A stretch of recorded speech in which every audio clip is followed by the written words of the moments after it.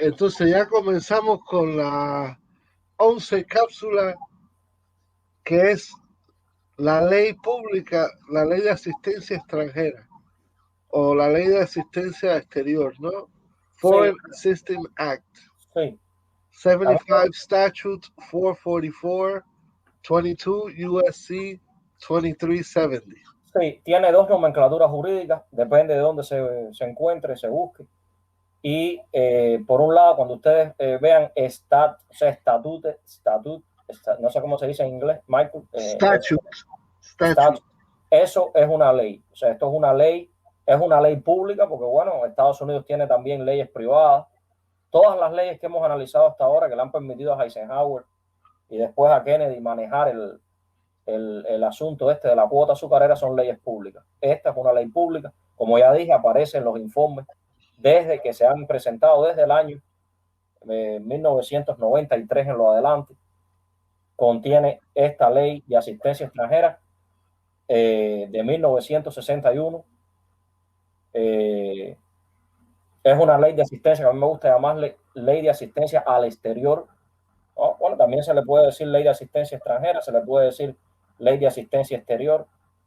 Y una nomenclatura es esa, 75 Statute 444, y otra es 22 USC 2370.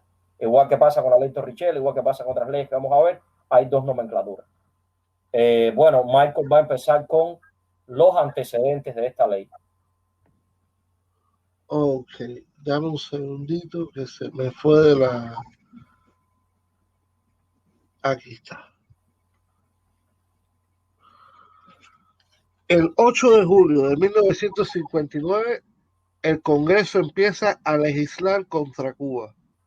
Se hizo pública la respuesta congresional a la ley de reforma agraria cubana.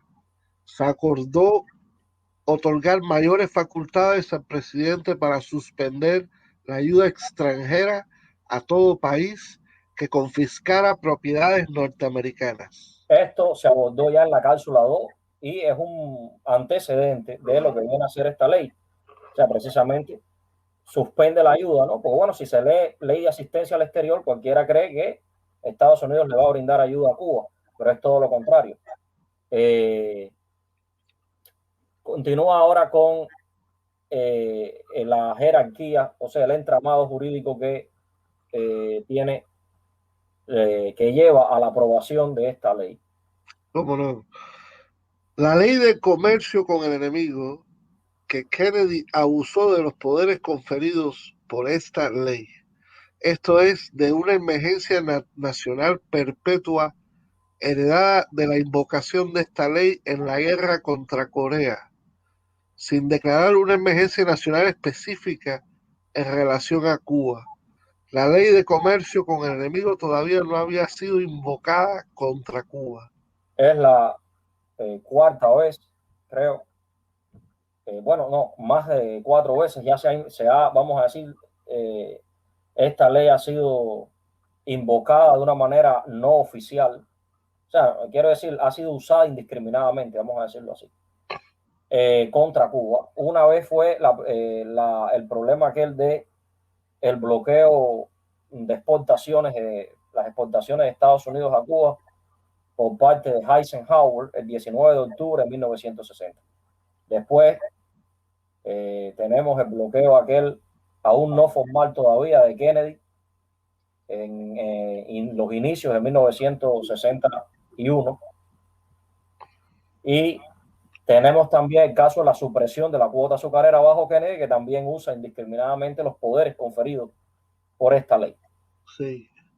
Continúa, Michael. Inapropiadamente usa una ley que era invocada por la guerra en Corea contra Cuba. Exactamente. Sin haber en ningún lado haber pasado ninguna ley nombrando a una emergencia nacional cuando se trata de con Cuba. Exactamente. Ellos usan la emergencia nacional de la guerra contra Corea, esa guerra que eso había sido, imagínate, del 50 al 53, entonces usan un zombie, o sea, 10 años ya, usan ese zombie y entonces lo usan contra Cuba. O sea, como si Cuba fuera Corea del Norte, ¿no? No es nada, sencillamente usan, no solo, o sea, a diestra y a siniestra, ¿no? Eso es totalmente ilegítimo, ilegal y de todo, ¿no? Pero bueno, eso es una aberración jurídica. Y viola el principio de rebus sic stantibus, porque lo que dice el principio de rebus sic stantibus, que es un principio del derecho internacional, es que todo tratado es nulo cuando las condiciones cambian. No puedes aplicar una ley que tú, o sea, que se hizo en ese momento en relación a Cuba, que no tuvo nada que ver con ese conflicto. De hecho, estamos hablando de cuando aquello la Fidel no había llegado al poder, ni mucho menos. Entonces, esto no tiene relación, no guarda relación con Cuba. Puedes continuar ya con el texto. El Congreso aprueba la Ley de Asistencia Exterior el 4 de septiembre de 1961 y exactamente el 3 de noviembre el presidente John F. Kennedy lo firmó. Claro, por eso la cápsula anterior había llegado hasta el 2 de noviembre de 1961, porque realmente se dice que es ley cuando el presidente lo firma. Antes de eso es un proyecto de ley, lo que se llama en inglés un bill. O sea, es aprobada por el Congreso primero, ¿no? Si no, claro, emerge el Congreso, si no fuera así, para que sea ley. Y cuando llega al bufete del presidente, al buró del presidente, este lo firma el 3 de noviembre de 1961. Estamos en el año 1961. Su sección 620, 22 USC 2370 A. Sí, claro, el 22, perdona un momentico, el 22 USC 2370 es la ley, ¿no? Una de las nomenclaturas de esa ley. Ahora, su sección de esa ley, la sección 620, inciso A, continúa. El inciso A autorizó al presidente de Estados Unidos a establecer y mantener un embargo, entre comillas, un embargo total al comercio con Cuba cuando lo considere procedente y prohibió el otorgamiento de cualquier ayuda al gobierno cubano. Michael, hace falta que ahora abras la ley que yo te envié junto con esta cápsula, sí, la ley de asistencia extranjera, porque lo que vamos a hacer es mostrar la sección 620A, donde está escrito esto que tú acabas de leer. Entonces, perfecto. Abre la ley, compártela con el público, porque vamos a la página 220, donde está la sección 620, inciso A. Aquí está. Déjame compartirla con el público.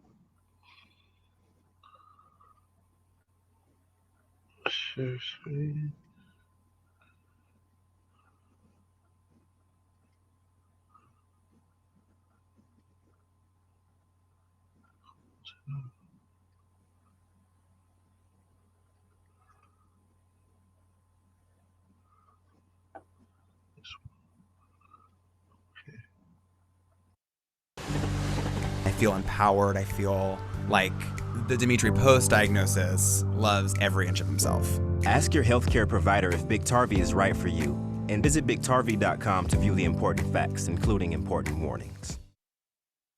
Roy and Debbie retired, then had to face a volatile market. They contacted their personal capital advisor and checked our free retirement planner. Now they feel confident and no longer worry about what the market may bring. Start today at personalcapital.com. Perfecto. ¿Y es en cuál página? 220. Acuérdate que los números a veces aparecen en la esquina superior derecha de la página y a veces... Pero tú lo cogiste por la página del documento, ¿no? Tú dices por la página que dice en la esquinita, no sí, la página... En la esquina a veces está en la esquina superior derecha y a veces está en la esquina superior izquierda. O sea, ellos hacen eso, ¿no? Okay. Lo ponen en la esquina y después la otra la ponen en la esquina superior izquierda. Busca la página... Ya te entendí. Ya. Ok, busca la página 220. Porque también está la página del documento, ¿te das cuenta? Sí. Abajo, del PDF. Yo también voy a buscarla. Ya, espérate, ya estoy buscándola, espérate. Ya estoy en la 200. Espérate, a ver cuál es esta. Oh, 202, 208, 208, 14,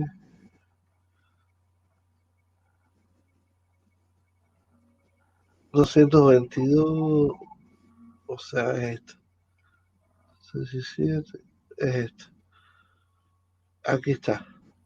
Busca la sección ahí, 620, y empieza a leer donde dice Prohibitions against furnishing assistance, inciso A. No sé si lo ves ahí. Espérate.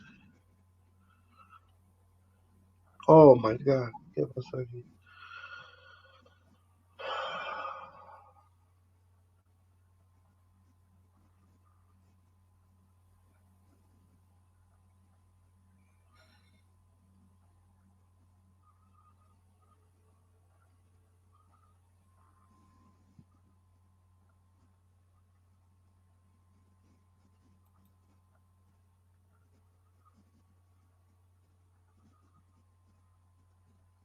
Saludos, Domingo.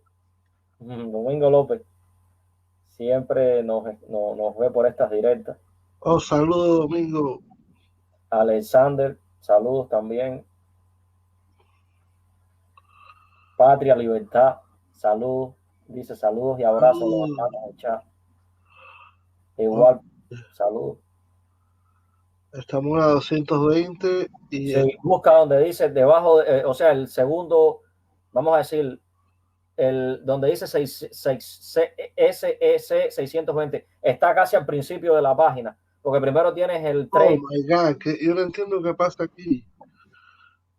Si el mouse se va para la derecha, se va a la página. Sí, tienes que tener cuidado. Ahí dice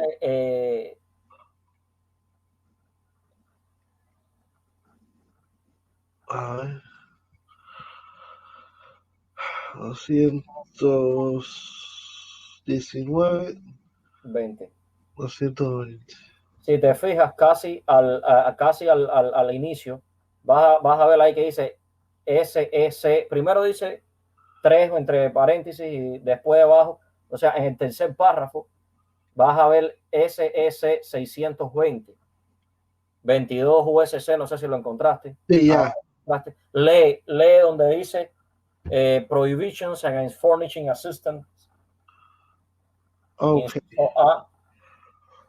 Section 620, 22 UST 2370. Prohibitions against furnishing assistance. Section A 34.1. No assistance shall be furnished under this act to the present government of Cuba as an additional means of implementing and carrying into effect the policy of preceding sentence. The president is authorized to establish and maintain a total embargo upon all trade between the United States and Cuba. Eso fue lo mismo que leyó Michael en español. Ahí lo está diciendo, cuando dice un embargo total, eso es bloqueo total, porque esta vez incluye las importaciones que ya estaban siendo afectadas desde el zarpazo contra la cuota azucarera cubana, porque la cuota azucarera es una importación, o sea, Estados Unidos importa el azúcar de Cuba, ¿no? Y entonces, bueno, pues hasta el propio Carballo, que era un hacendado en Cuba,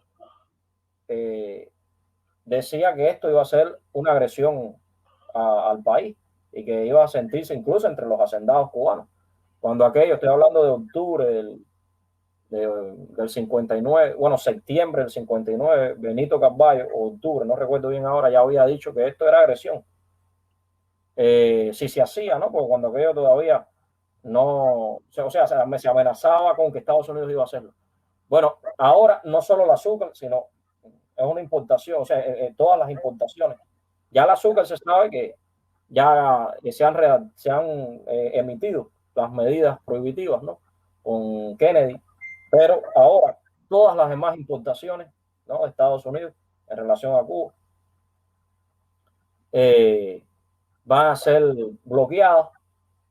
Ahora yo voy a leer y Michael va a buscar y lo va a leer en inglés para que vean que no los engaño, ¿no? Todo lo que le estoy diciendo está en la ley. Ante la discrepancia de la posible lista de países, la ley enuncia lo siguiente. En la subsección B de la sección 620 se prohibió la asistencia del gobierno de los Estados Unidos. La asistencia al gobierno de cualquier país, a menos que el presidente determine que no esté dominado o controlado por el movimiento comunista internacional, dicen ellos, ¿no? Entonces, bueno, busca la página 222, o sea, estás en la 220, 2 páginas más, y vas a buscar donde dice, o sea, cuando lo encuentres me dice, no assistance shall be furnished under this act to the government of any country unless the president determines. Déjame ver si yo lo busco y lo encuentro y te digo. Ok. Página 222.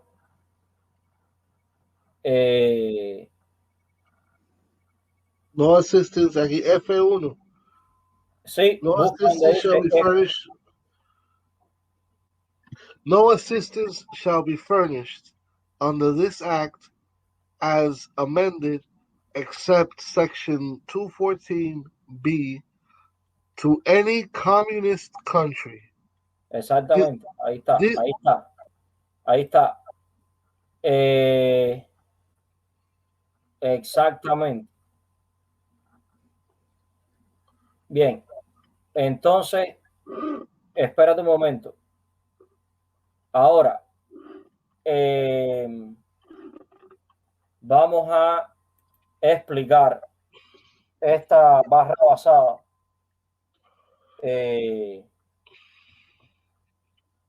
Watch the Giants and the Bucks live on ESPN Monday Night Football with YouTube TV. Get this extremely high-tech $3,000 drone for a fraction of the price. This drone engineer built a revolutionary drone at an incredibly low price, and he just destroyed the billion-dollar drone industry in the process. With a unique premium drone that's already available for under $100. And at this rate, this tiny American company will be the biggest drone brand by 2024. Thomas Rowell used to work for a well-known drone company, and was head of the research and development department where they designed premium drones with cutting-edge technology. But after the company got merged, a new board of directors took over and everything changed. Huge budget cuts left the company unable to pay for the development of new drones. They wanted to outsource everything to China. After Thomas's plea for more resources fell on deaf ears, he decided to take matters into his own hands. Blessed with a gift for engineering and years of experience in the drone industry, Thomas built a high-tech drone with a HD camera for only a fraction of the price, and brought the drone with him on his next nature trip. He sent it into the air and couldn't believe his eyes when he saw the footage.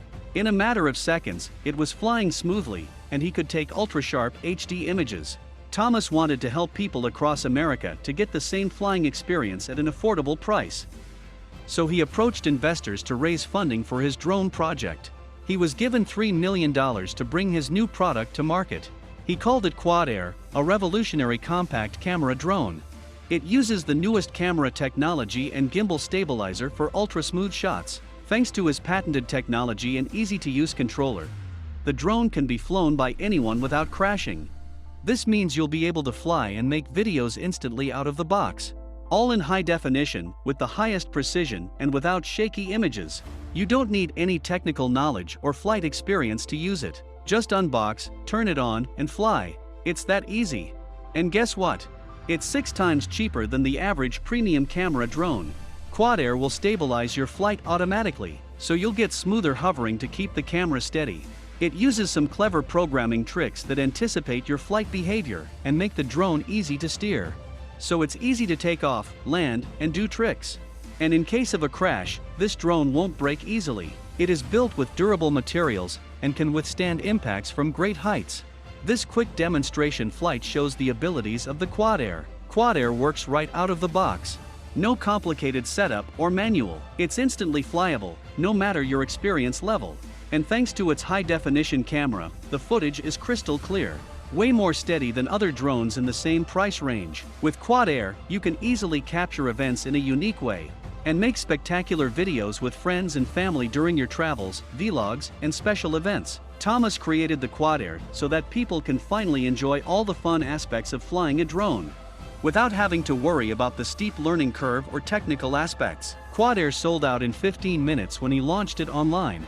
The factory just made more, and we managed to get our hands on one. It arrived within 3 days of ordering, and when I flew it right out of the box, I was blown away. Within a minute, I was up in the air, flying and recording beautiful shots of my surroundings. People all around the world are choosing the more affordable Quad Air over expensive brands, and are saving a lot of money while the Quad Air has the exact same high-end features. Would you like one of these affordable premium drones? If you're going to buy one, there's good news and bad news. The good news, Thomas is giving it away at a huge discount to get the word out quickly. The bad news, he didn't expect so many people to buy it. There are only a few left, and they're going fast. Click on the link in this video to buy Quad Air before this promotion is over.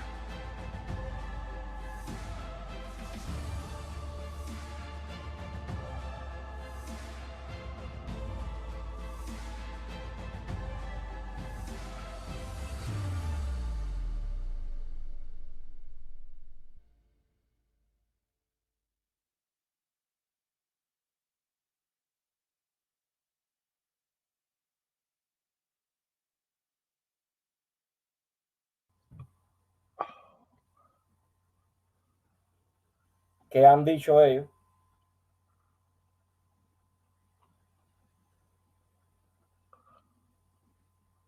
Ponlo para que todo el mundo, o sea, todos que están viendo el programa lo vean. Bueno, esto es un mito que ya se trató en la cápsula número 3. Yo no sé si ustedes recuerdan. Aquello de que el embargo de Estados Unidos contra Cuba obedece a los peligros de Cuba para la seguridad estadounidense por su relación con la extinta Unión Soviética. Déjame ver por qué no habla de... déjame ver un momentico la ley, porque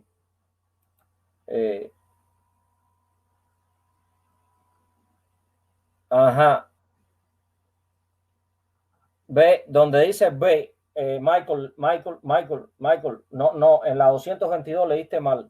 Acuérdate que es B, subsección B. Aquí es donde tenías que leer. The recipient country is not controlled by the international communist conspiracy.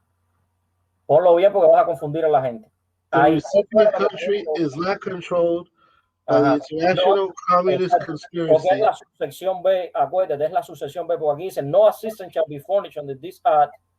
As amended, said, ok. Entonces baja la sucesión B y ahí te dice. Es una sucesión porque la F es una sección ya. Sí. O sea, es una... Entonces vamos aquí ahora a explicar eso. Eso es lo que dice.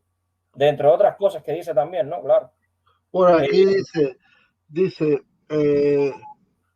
para los propósitos de esta subsección, la frase país comunista incluye específicamente, pero no está limitado. Eso lo vamos a ver después, Michael. Eso lo vamos a analizar después. Eso está también dentro de la cápsula, pero eso lo vamos a ver después. Vamos a concentrarnos en esta parte que fue la que yo leí en español para explicarla. En este caso, el embargo de Estados Unidos contra Cuba, según ellos, obedece a los peligros de Cuba para la seguridad estadounidense por su relación con la extinta Unión Soviética. Por eso hablan de que está dominado, controlado por el movimiento, por la conspiración comunista internacional, ¿no? Pero hay que recordar, como yo he hecho ya, lo que sucedió el 13 de noviembre de 1959, cuando el embajador de Gran Bretaña en Estados Unidos, ¿no? Es presionado por Dulles, ¿no? Entonces jefe de la CIA, que le dice que no le venda a Castro aviones caza Hunter, ¿no? la venta de 15 aviones de combate que había sido acordado entre Fidel y el gobierno británico. Entonces, el embajador replicó que eso forzaría una compra cubana de armamento tras la cortina de hierro. Alan Dulles afirmó que eso era justamente lo que Estados Unidos quería. O sea, ¿no? Están hablando ahora de esto, que es falso porque Cuba no es satélite de nadie, ¿no? Pero lo importante es que dice, Dulles quiere justamente, precisamente que Cuba busque armas y relaciones detrás de la cortina de hierro, ¿no? Esto es con los países socialistas de la Europa del Este su razón fundamental, o sea, la razón de Dulles en ese momento era que eso podría justificar una invasión.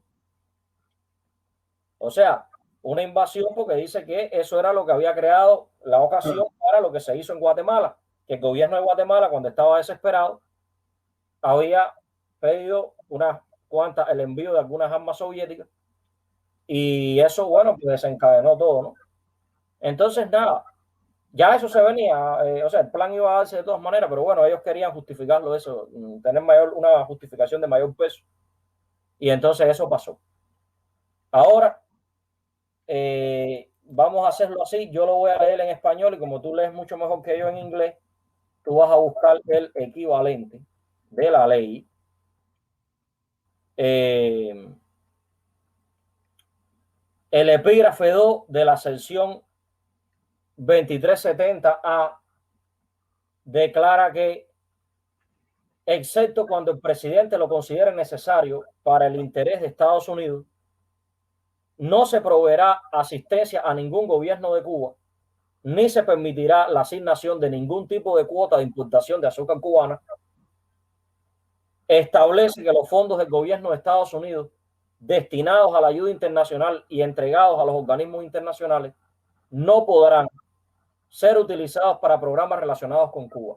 Prohíbe conceder cualquier asistencia prevista bajo esta ley o cualquier otro beneficio previsto en otra ley hacia Cuba, hasta que el presidente determine que Cuba ha realizado acciones encaminadas a retornar a ciudadanos y empresas estadounidenses no menos del 50% del valor o una justa compensación de las propiedades nacionalizadas por el gobierno cubano con posterioridad al triunfo de la revolución. Entonces, vas a buscar ahora la página 220, o sea, 2 páginas, o sea, vas a ir a donde estabas al principio. Cuando llegues ahí, vas a buscar sección 620, 22 USC 2370. Prohibitions Against Furnishing Act. No, sección no, ahí A. ahí no. Vas a empezar donde dice except as might be deemed necessary. Vas a empezar donde dice 2. No sé si lo ves. Sí. Vas a leer sección todo, A, pues. número 2.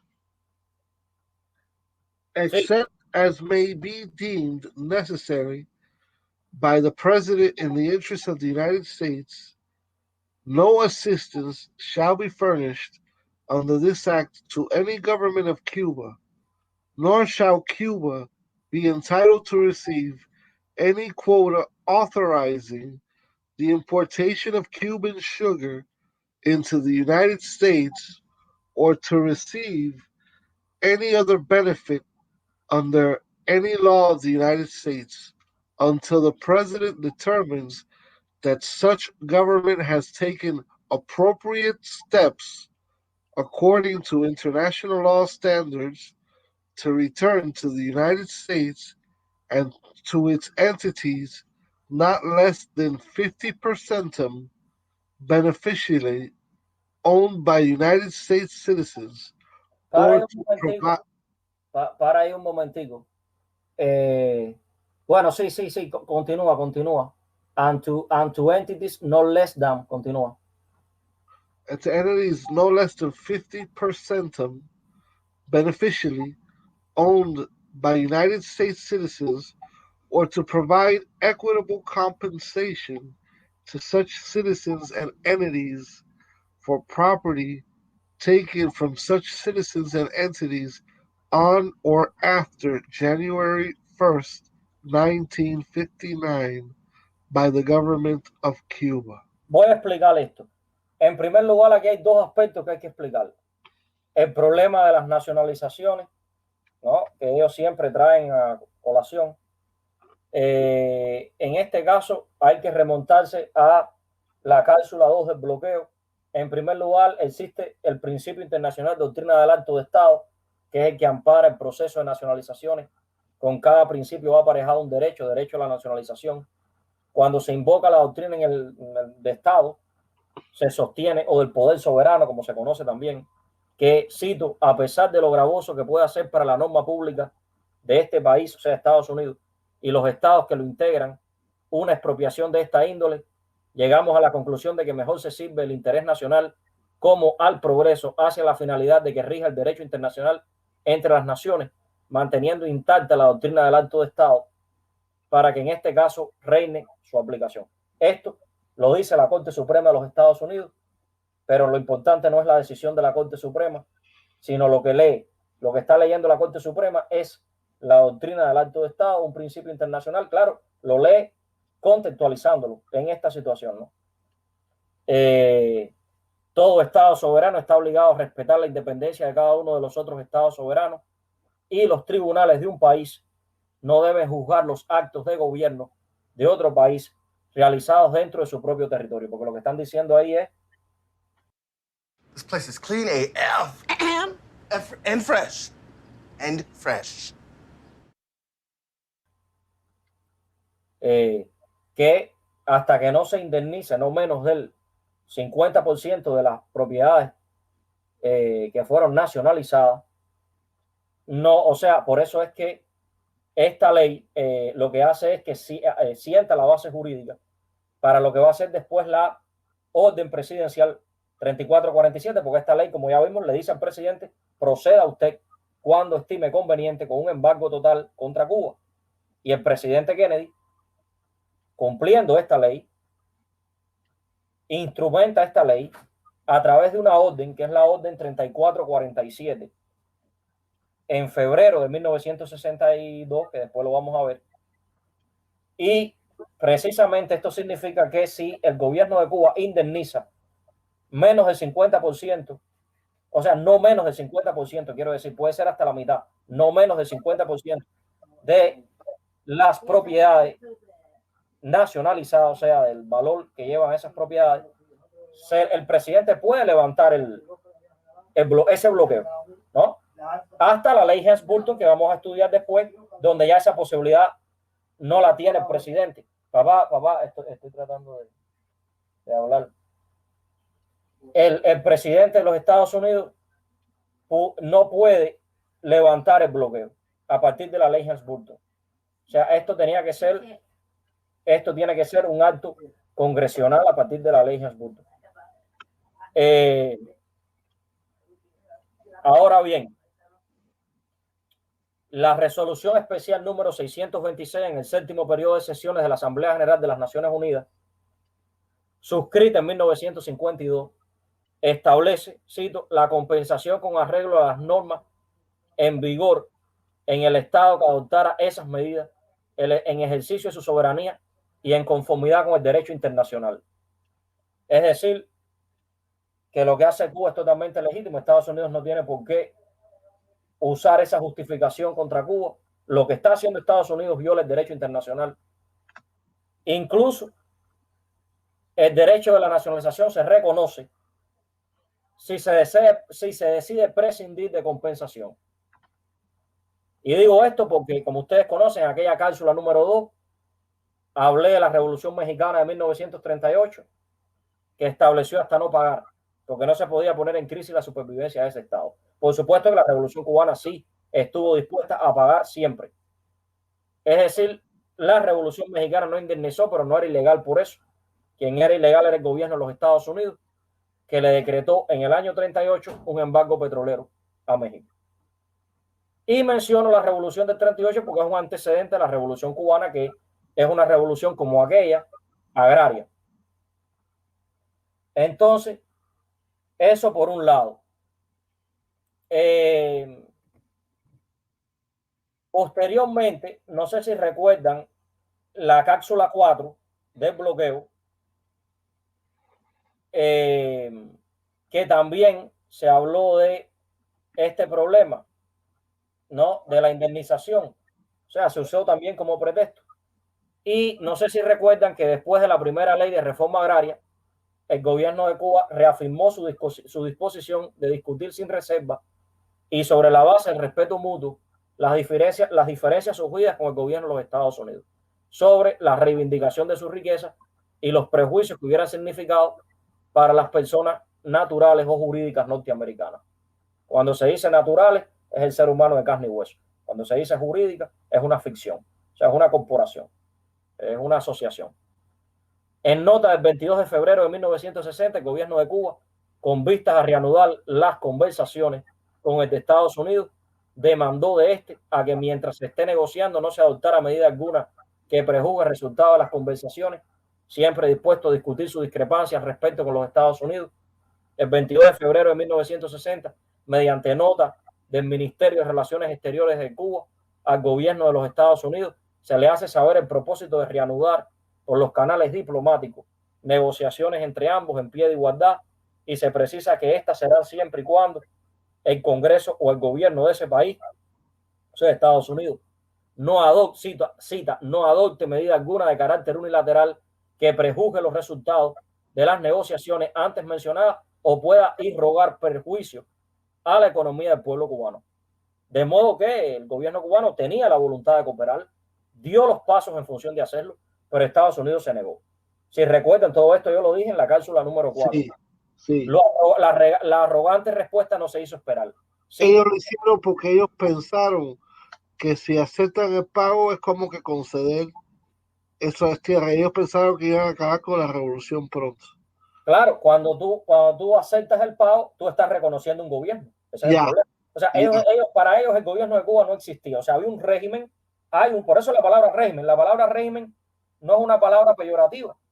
Lo que pasa es que cuando tú hablas de régimen, lo que pasa es que por ejemplo, mucha gente se pone en un régimen de dieta o un régimen de... el problema del régimen es que ellos usan la palabra régimen porque régimen no implica gobierno. O sea, cuando tú dices régimen, ellos están desconociendo que ahí hay un gobierno. Entonces no quieren reconocer al gobierno de Cuba como interlocutor legítimo. Eso por un lado.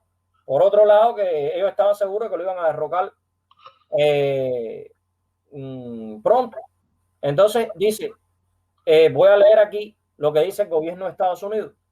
El gobierno de los Estados Unidos no puede aceptar las condiciones para negociar expresadas en la nota de su excelencia, al efecto de que no se tomarán medidas de carácter unilateral por parte del gobierno de los Estados Unidos. Quiere decir, sí se tomarán medidas unilaterales por parte del gobierno de los Estados Unidos que puedan afectar la economía cubana, sí van a afectar la economía cubana y la de su pueblo, ¿no?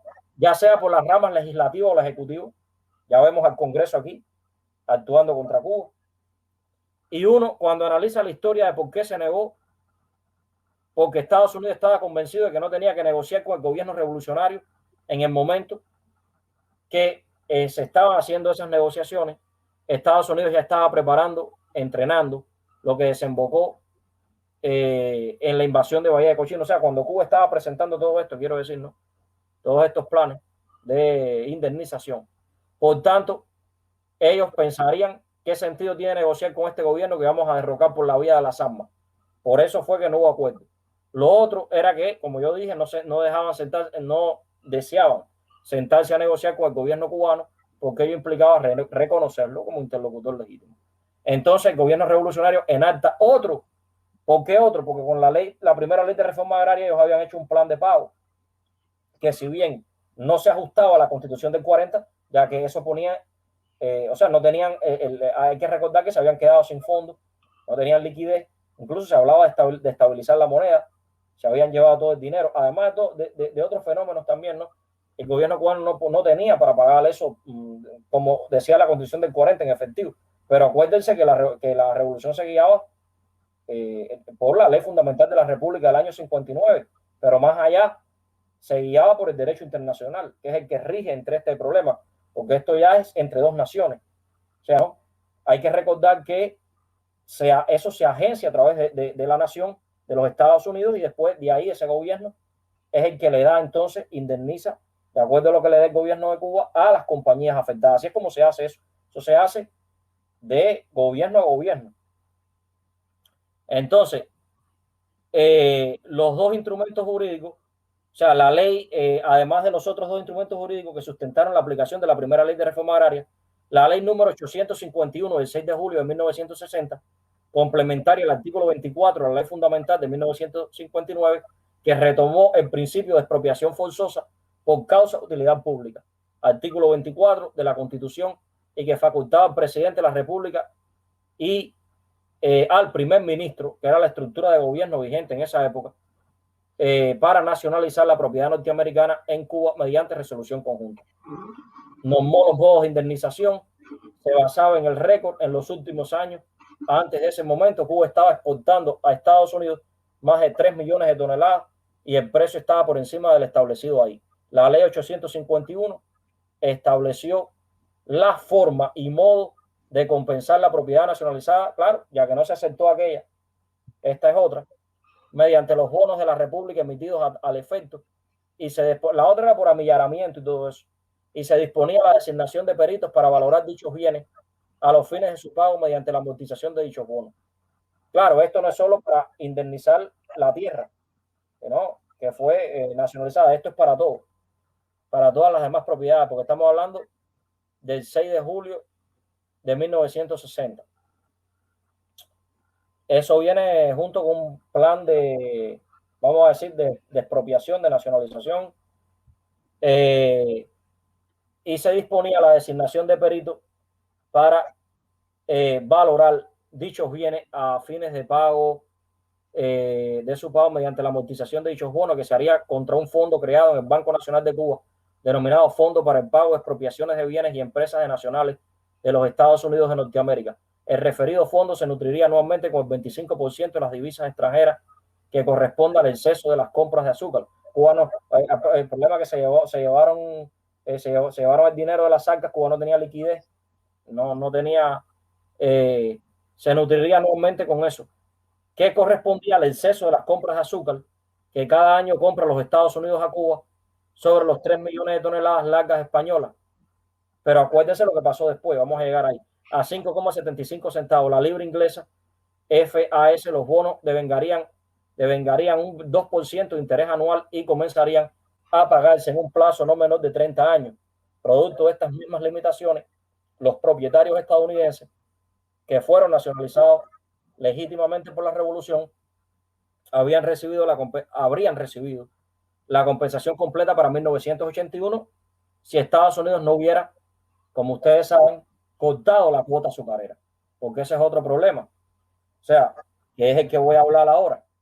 Hay que recordar que ellos hablan de nacionalización, ¿no? Pero hay que recordar que todo esto es formal, porque a sabiendas el presidente estadounidense había imposibilitado el pago de la compensación al cancelar, ya para esta fecha de la que estamos hablando, de la que sale la ley de asistencia extranjera, la cuota azucarera.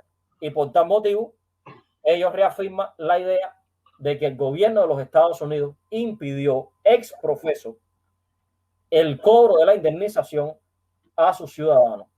Al prohibir el comercio con Cuba, Estados Unidos eliminó la única posibilidad que el gobierno revolucionario poseía para compensar a los ciudadanos estadounidenses tras la expropiación de sus propiedades, tal como se estableció en la ley 851, que no es el primer instrumento jurídico a tal efecto. Ya hay uno que yo no voy a leer aquí, pero que aquel era en relación a la reforma agraria, porque era lo único que se había nacionalizado en aquel momento. Del 6 de julio, esta ley del 851 del 6 de julio de 1960. Hay otro aspecto que yo quiero debatir, que es el problema que ellos usan a partir del 1 de enero de 1959. Están hablando de nacionalización a partir del 1 de enero. Realmente aquí hay una confusión que realmente, bueno, quieren confundir a los demás. Ellos saben que están mintiendo, que están usando una terminología que es inapropiada en el argot jurídico, porque están confundiendo confiscación versus nacionalización. Me voy a explicar bien en qué consiste la diferencia. La doctora Olga Miranda, experta en estos temas, habla de que la confiscación y la nacionalización son dos instituciones completamente distintas. ¿Por qué razón? Incluso la Revolución Cubana comienza el proceso de reivindicación de su riqueza mediante los actos de confiscación. Se empieza confiscando, no se empieza nacionalizando, a las propiedades del tirano y sus secuaces, o sea, los esbirros. Fíjense que en enero, y bueno, y otros que no eran esbirros, pero eran ladrones, fíjense que en enero del año 1959 se empieza a, o sea, a inicios, quiero decir, lo primero que se hace es intervenir las propiedades de la mafia y todo eso. Después, en el 17 de mayo, es cuando viene la primera ley de reforma agraria, que es la primera nacionalización que se hace, que es a la tierra. La confiscación es la consecuencia de un delito. Todos esos señores, los mafiosos, Meyer Lansky, eran delincuentes y por lo tanto se le confiscaron sus bienes. Ahora, la nacionalización es otra cosa. La nacionalización es una medida económico-social, puede o no llevar aparejada una compensación, como yo estaba explicando. El confiscado no lleva ninguna indemnización. El nacionalizado sí lleva una indemnización o una compensación. Y según las leyes y circunstancias del país nacionalizador, claro está, ¿no? Primero hay que agotar todo el foro, o sea, todas las instancias competentes y después, si se decide, si el país lo decide, pueden ir al foro internacional, o sea, a un evento, o sea, quiero decir, a un foro, al derecho internacional, ¿no? Ese principio es una norma consuetudinaria del derecho internacional. Entonces, quería decir, porque no he terminado con ese tema, que voy a explicar lo que fue la ley del 17, no de mayo, sino de marzo de 1959, que no es una ley que nacionaliza, es sencillamente tiene que ver con la confiscación.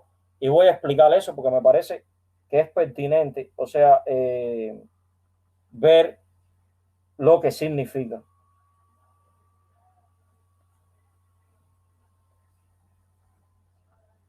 Esa ley, ¿no?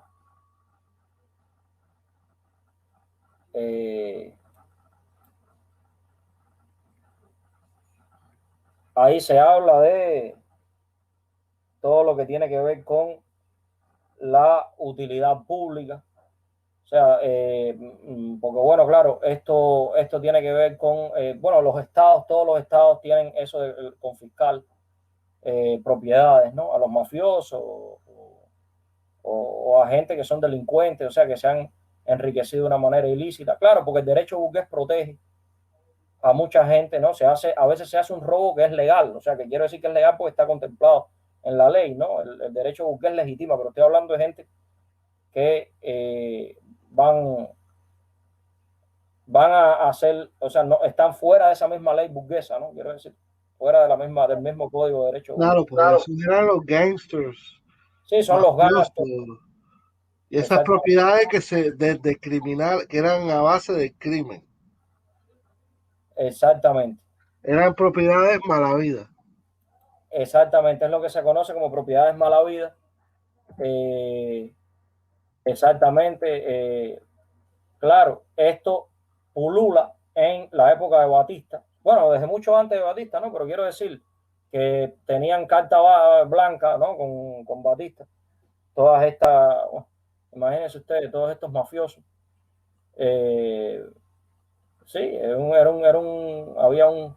Entonces, claro,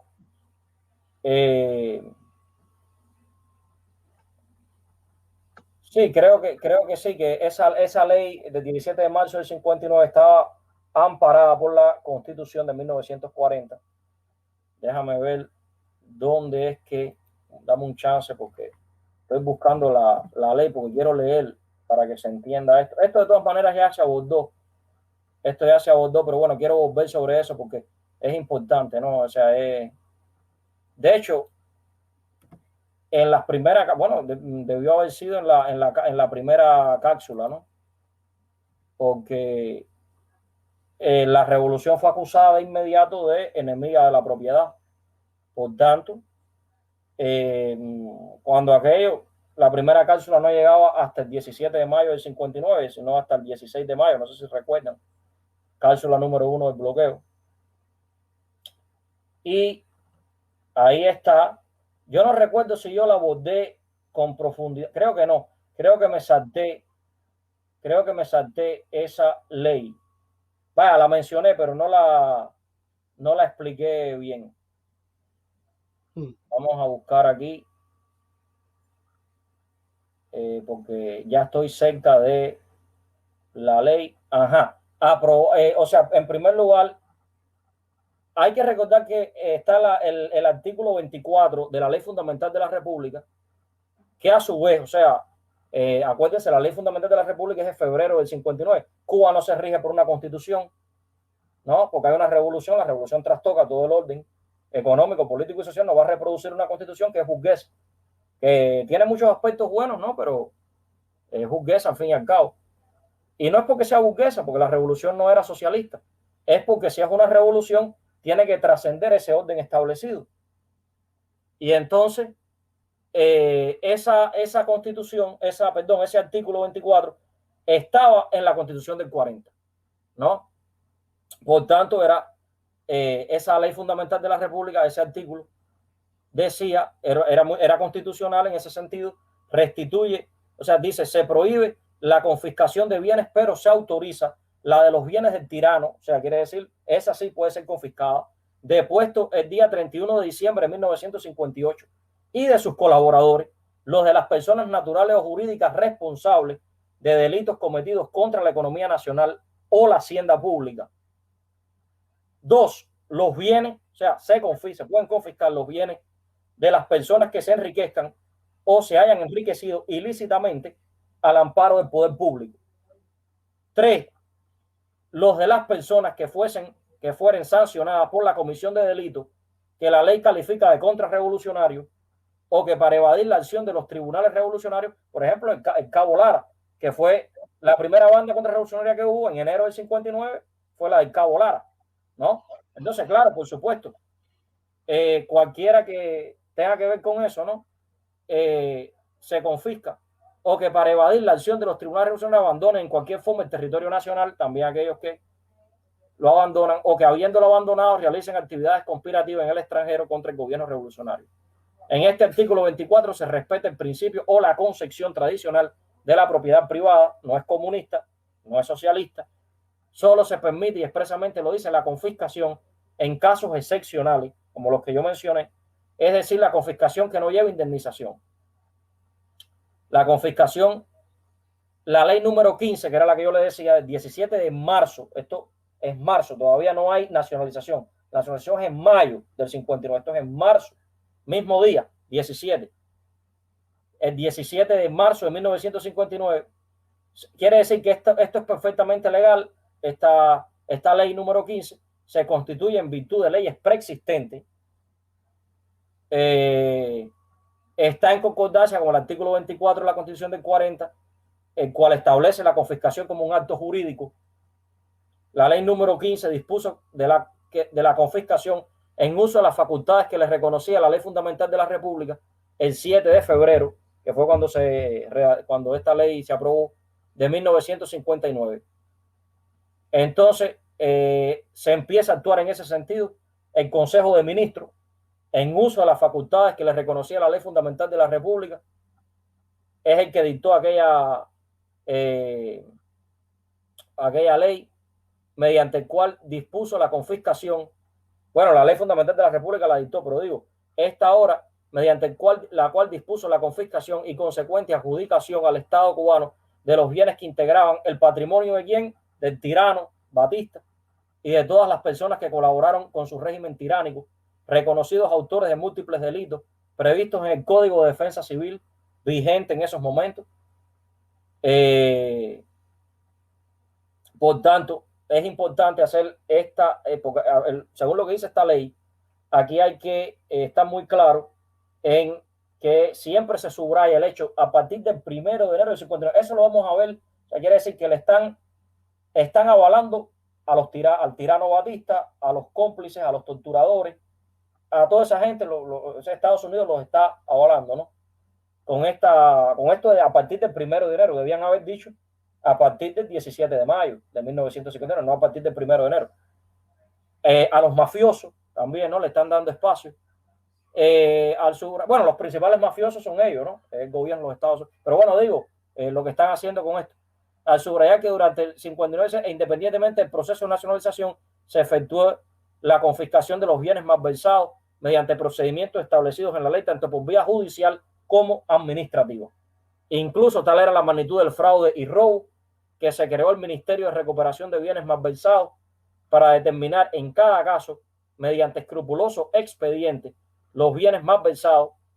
Y eso puede encontrarse en la Gaceta Oficial de la República de aquellos años, que es donde cuando algo se publica allí entra en vigor, ¿no? Algo parecido pasa cuando se publica la orden de Kennedy, una orden de Kennedy o del presidente en el registro federal, que ya yo he explicado eso. La relación de personas naturales o jurídicas sancionadas.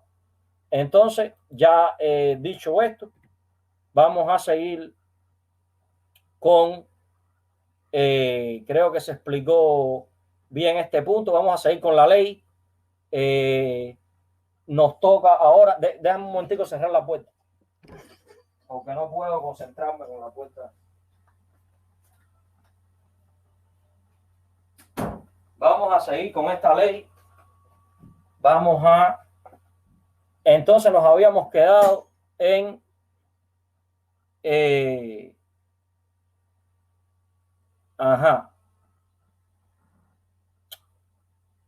bien, quiere decir que la posibilidad de modificar, y esto es muy importante, y hasta eliminar el bloqueo previsto conjuntamente con lo dispuesto en esta ley, en el caso de que se pagara el 50%, por supuesto que esto era un formalismo, esto ellos no lo iban a llevar a cabo, de que se pagara el 50% de la compensación o se devolvía el 50% de las propiedades, porque era no menos del 50%, quiere decir el 50% es válido, si Cuba pagaba la mitad.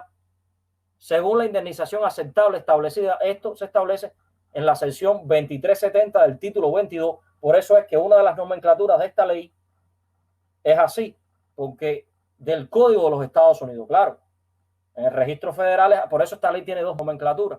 Por eso ustedes encuentran el 22 ahí, ¿no? 22 USC 2370, ¿no? Entonces, claro, eso está, y esto lo arrastra, esto lo sigue llevando la orden 3447, que la vamos a ver posteriormente, porque claro, la base jurídica de esa orden, que es la de Kennedy imponiendo el bloqueo, o sea, cumpliendo con esta ley, esa orden está sustentada por esta ley y arrastra esa característica. Ahora, la subsección C de la sección 620 prohibió la asistencia a cualquier país que esté en deuda con cualquier ciudadano de Estados Unidos por concepto de bienes o servicios ofrecidos cuando dicho ciudadano haya agotado todos los medios legales disponibles y la deuda no sea denegada o controvertida por ese gobierno. Busca la página 220, vas a leer eso en inglés. Busca la ley. Busca la página 220, Michael.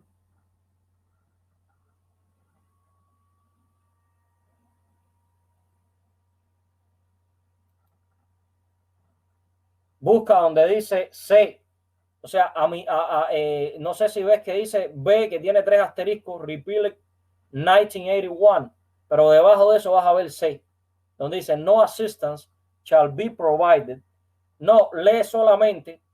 Lee la primera oración. Michael, estás muteado. Lee la primera oración. Estaba muteado, por eso no me escuchaba. Ok, discúlpame. No, tranquilo, no te preocupes.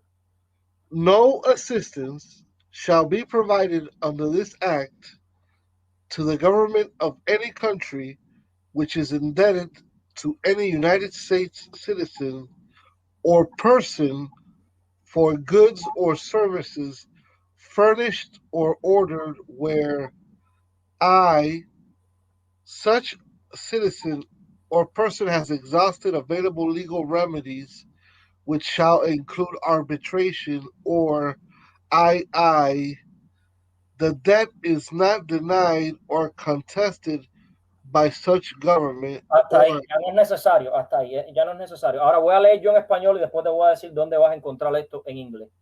Esa cláusula prohíbe además que la isla se beneficie, o sea, Cuba, de cualquier privilegio otorgado por leyes de los Estados Unidos, y la misma encaminada a eliminar cualquier consideración privilegiada en el trato comercial. Puede aplicarse también a tarifas preferenciales y políticas crediticias, financiamiento. Busca la página 171 de la ley. Página 171. Para que después no venga otra ola a decir que yo invento aquí.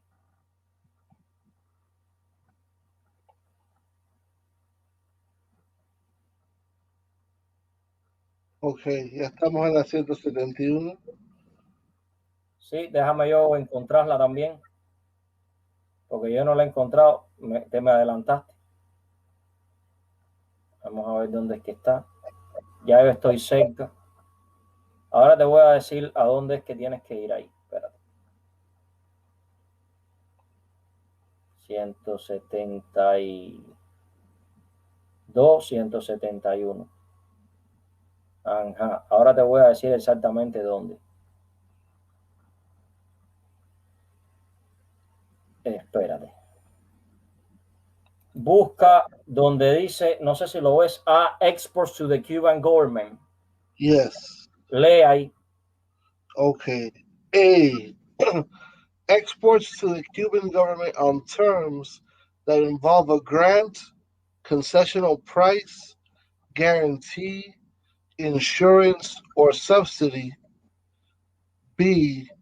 Imports from the Cuban government at preferential tariff rates. Ya hasta ahí. Eso fue lo que leí en español. Hasta ahí. Aquí están viendo que no hay engaño. O sea, lo que estoy leyendo está en la ley. Solamente estoy traduciendo lo que dice la ley. Bien, la misma sección 2370F y justifica las medidas al definir a Cuba como país comunista, ¿no? Cuba se estaba convirtiendo en un agente, dicen ellos, de los soviéticos en el Caribe. Ya yo expliqué que este mito se cae porque está importando una ideología ajena al hemisferio occidental, por lo cual podría negársele toda asistencia a menos que el presidente declare e informara ante Congreso que el país receptor de la ayuda no se encuentra controlado por la conspiración comunista internacional. La asistencia proveerá la independencia del país receptor en relación con el comunismo internacional. El concurso es importante para el interés nacional de los Estados Unidos. Michael, busca la página 222, donde creo que empezamos por esa página. No, empezamos por la 220 o por la 222, no recuerdo. Busca la página 222 y vas a leer lo que yo te voy a decir. Ok, 222. Busca ahí donde dice F. En la página 220. Estás en la 226. Busca la 222. F. Sí, lee todo eso, incluyendo a los países. No assistance shall be furnished. Correcto. F1. No assistance shall be furnished under this act as amended, except section 214B, to any communist country. This restriction may not be waived pursuant to any authority contained in this act unless the president finds and promptly reports to Congress that A, such assistance is vital to the security of the United States, B, the recipient country is not controlled by the international communist conspiracy. And C, such assistance will further promote the independence of the recipient country from international communism. For the purposes of this subsection, the phrase communist country includes specifically, but is not limited to, the following countries: Democratic People's Republic of Korea, People's Republic of China, Republic of Cuba, Socialist Republic of Vietnam, Tibet. Ok, voy a explicar aquí algunos puntos. En primer lugar, si recuerdan, en una de las cápsulas ya abordadas, hablamos de el problema este, porque ellos hablan de que un país comunista, que no sé qué, que ningún país en el mundo, ningún país ha llegado al comunismo, lo que se ha llegado al socialismo, cuando más. En primer lugar, quiero recordar el principio de autodeterminación, derecho a la autodeterminación, haciendo uso o basado en el ejercicio del derecho natural a la autodeterminación. Es un principio básico, la base fundacional del derecho internacional que estableció Francisco de Vitoria, padre del derecho internacional, muy cercano a Fray Bartolomé de las Casas, con su puño y letra en el siglo XVI. Cito: toda nación tiene derecho a gobernarse a sí misma y puede aceptar el régimen político que quiera, aun cuando no sea el mejor. Esto lo viola Estados Unidos, que le quiere imponer a Cuba otro tipo de sistema. Se establece como derecho a la libre determinación de los estados al escoger un sistema político, económico, cultural y social determinado como condición esencial para asegurar la convivencia pacífica entre las naciones. En el derecho internacional contemporáneo, este principio se halla incluso consagrado en la Carta de las Naciones Unidas, que, como todos conocemos, se firmó en 1945 en San Francisco. Se establece este derecho a establecer un sistema político, económico, cultural y social determinado como condición esencial para asegurar la convivencia pacífica entre las naciones. Hay otro principio, que es el principio de igualdad soberana. El principio de igualdad soberana se haya definido y es aceptado universalmente desde el Congreso de Westfalia de 1648. Está compuesto por dos importantes elementos: la soberanía de los estados y la igualdad jurídica de los mismos. La soberanía es la potestad de un estado que se expresa a través del derecho a decidir libremente los asuntos internos y externos del mismo, sin infringir los derechos de otros estados ni el derecho internacional público. La igualdad jurídica es el derecho de todo estado de ser considerado como igual ante cualquier otro estado en lo relativo a los derechos inherentes a su soberanía, ya que los estados soberanos son jurídicamente iguales entre sí, sin subordinación de uno a otro. La desigualdad jurídica no implica, o no tiene por qué implicar, quiero decir, la desigualdad económica, la desigualdad física o de otro orden entre los estados, no tiene por qué implicar la desigualdad jurídica. Derechos inherentes a su soberanía incluyen los derechos a darse leyes, a aplicarlas, interpretarlas y resolver sus cuestiones internas sin injerencia externa. Esta ley es una injerencia. O sea, es porque Cuba es socialista, justifica que, porque, incluso lo dice ahí, que es comunista, qué sé yo. Principio de la independencia, con la soberanía marcha también el principio de la independencia, que refrenda la facultad de los estados de decidir con autonomía acerca de sus asuntos internos y externos en el marco del derecho internacional público, incluyendo las relaciones de orden interno y relaciones de orden internacional, todo es política exterior, dentro de la que se incluye el derecho al libre comercio con los demás estados. Bien, eso por un lado. Ahí dicen también estos falsantes, esta gente que escribió esta ley, habla también de que se conviene al interés nacional de los Estados Unidos. Cuando ellos hablan de eso, eso es ley de comercio con el enemigo. Voy a explicar lo que eso significa. Bueno, ya eso se abordó en la cápsula 4, el bloqueo, pero de todas maneras, no, se abordó en la cápsula 9, si mal no recuerdo, que era el problema de la supresión de la cuota azucarera bajo Kennedy.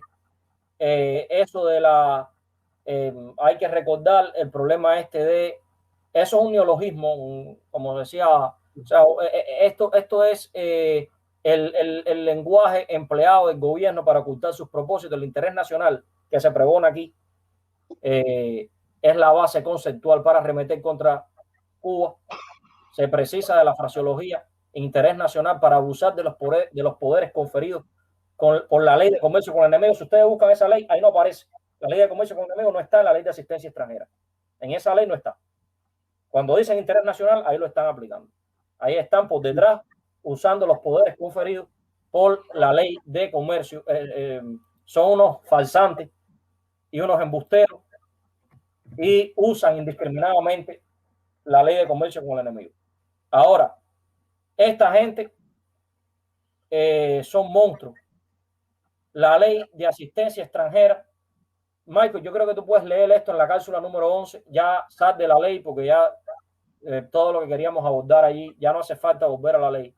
Busca en la cápsula número 11 para que leas debajo de Tíbet, que era donde nos habíamos quedado, ese bullet point, no sé si lo ves, donde dice la ley de asistencia exterior dispone la creación de una agencia gubernamental para atender toda la asistencia al extranjero, prevista en la norma. Esa agencia fue constituida el 4 de noviembre de 1961 mediante orden ejecutiva del presidente John F. Kennedy, con el nombre de Agencia de Estados Unidos para el Desarrollo Internacional, USAID. USAID, por sus siglas en inglés, tuvo como bases sus orígenes en el Plan Marshall de 1948 y la Alianza para el Progreso de marzo del propio 1961. Los objetivos: enfrentar el nuevo mapa político resultante de la Segunda Guerra Mundial y del triunfo de la Revolución Cubana. El plan representaba una expresión de la disputa por la hegemonía con el bloque socialista de la Europa del Este y un instrumento de contención ante el peligro de la expansión de las ideas comunistas en el resto de Europa Occidental. La USAID desde ese momento se jacta de ayudar a los países a desarrollarse económicamente y a solucionar problemas humanitarios. Pero realmente es uno de los instrumentos de la Casa Blanca que utiliza los servicios de inteligencia para obtener información sobre países de la región e influir en su política interna y externa. Es la principal agencia de intervencionismo directo de Estados Unidos en las naciones y distribuye millones de dólares en ayudas, entre comillas, ayudas militares y económicas a naciones donde ejerce su dominio en protección de los intereses norteamericanos. Las dos primeras oraciones, la ley de asistencia extranjera al exterior dispone la creación de una agencia gubernamental para atender toda la asistencia al extranjero, prevista en la norma. Esta agencia fue constituida el 4 de noviembre del 61 mediante orden ejecutivo del presidente John F. Kennedy con el nombre de Agencia de Estados Unidos para el Desarrollo Internacional. Yo lo extraje de un libro de Rodolfo Dávalos, que es cubano, un hombre que conoce mucho, es uno de los juristas que conoce sobre el blog. Yo no diría que es el que más conoce, porque está Robert Muir. Yo creo que Robert Muir, estadounidense, sabe más que Rodolfo Dávalos del bloqueo, porque claro, conoce mejor las leyes de Estados Unidos, abogado estadounidense, conoce mejor cómo funciona el sistema, pero bueno, Rodolfo Dávalos sabe mucho. Él tiene un libro que se llama Embargo o Bloqueo, una pregunta, la instrumentación de un crimen contra Cuba. Bueno, ahora no recuerdo si es un libro o es, bueno, no recuerdo la extensión del documento, pero si es un opúsculo, creo que se le llama también a obras más pequeñas, ¿no? Sigue leyendo los últimos dos bullet points de la ley. Esta parte de la instauración informal del bloqueo. Claro, porque todavía no se ha formalizado el bloqueo. Porque claro, falta que Kennedy ahora cumpla con esta ley, instrumente lo que dice esta ley. Quiere decir que hasta este momento no hay una instauración formal, no hay una oficialización del bloqueo. Eso ha confundido hasta la izquierda. Mucha gente, yo he encontrado en sitios de izquierda incluso una ignorancia supina sobre este tema. Ellos empiezan el bloqueo a partir de la oficialización del bloqueo, lo cual es un error. Tenían que haber explicado, incluso dejan por fuera esta ley, porque claro, el bloqueo todavía no se ha oficializado, no se ha formalizado, pero ya está ahí. Sigue leyendo el segundo punto. No es específica para Cuba, pero su texto afecta más a dicho país que a cualquier otro. Claro, ustedes vieron al Tíbet, ustedes vieron a Corea del Norte, ustedes vieron que esta ley muerde a todos esos países. Sí, pero no dice en la ley, en el texto de la ley, que va a hacer un embargo total ni a Corea del Norte, ni a Vietnam, ni a China, ni al Tíbet. O sea, a quien va a morder de verdad esta ley es a Cuba. Bueno, a ellos también los va a morder, de verdad, ¿no? Pero digo, esta ley, la mayoría de su texto, o sea, a quien realmente afecta es a Cuba. A quien más afecta, vamos a decirlo así. A quien más afecta es a Cuba. O sea, ¿no? Esta ley se hizo pensando en Cuba. No es una ley específica para Cuba, porque claro, no es como la ley Torricelli o la ley Burton, que es Cuba desde la primera oración hasta la última. Pero a quien más afecta de todos esos países es a Cuba. Yo creo que hemos terminado con esta cápsula. Puedes poner el enlace para que la gente entre y participe. Ahora lo estoy compartiendo.